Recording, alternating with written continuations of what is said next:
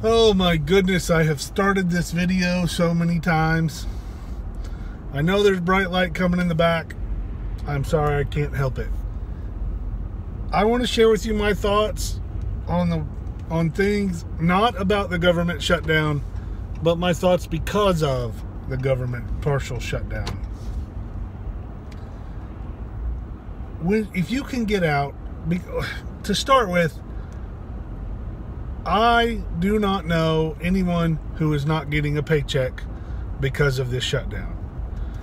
I have a couple of acquaintances and a friend that are taking vacation or not allowed to get overtime or some other reductions in what they normally get, but they're still getting paychecks.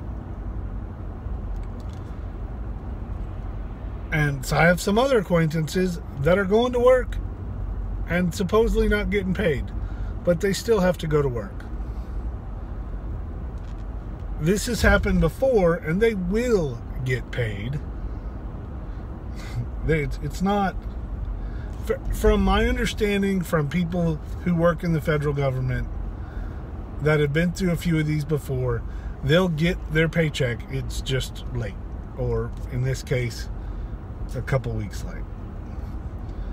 That doesn't make it easier on them.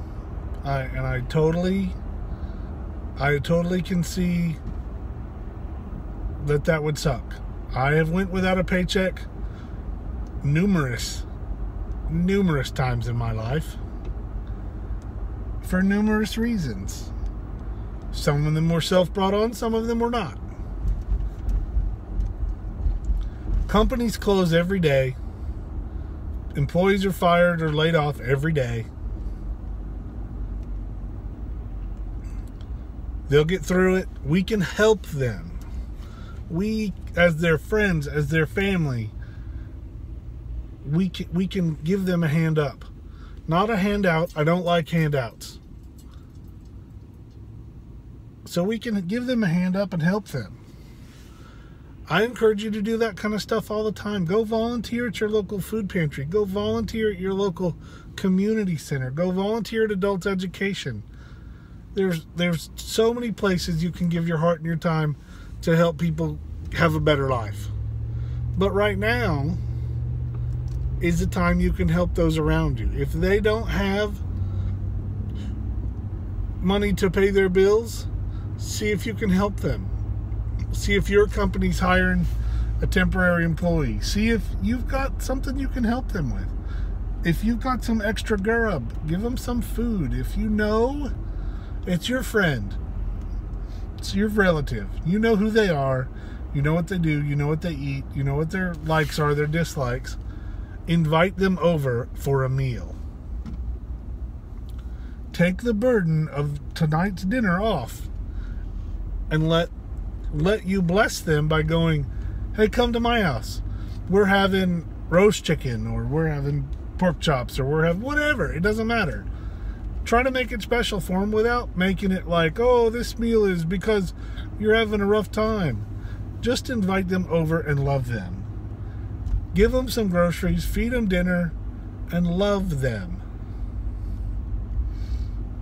If you're one of the people that's affected by this, or more likely where I live, the people are going to be affected by the SNAP benefits coming out early and not coming back for a few days or a few weeks.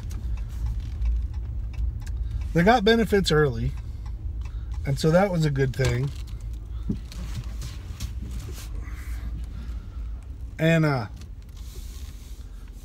but then they're not going to get them at the same time next time, so it can make it difficult. Hopefully, you, people that watch this channel, my viewers, have prepared a little bit. You've got a little bit in reserve. You've got a couple cans of SpaghettiOs that are extra, a couple cans of, or boxes of mac and cheese. You can share. If you're in the position that, you can't prepare anymore, oh no, my prepping days are over because I'm not getting assistance or my job's been cut, that's fine. That's what your preparedness items are for.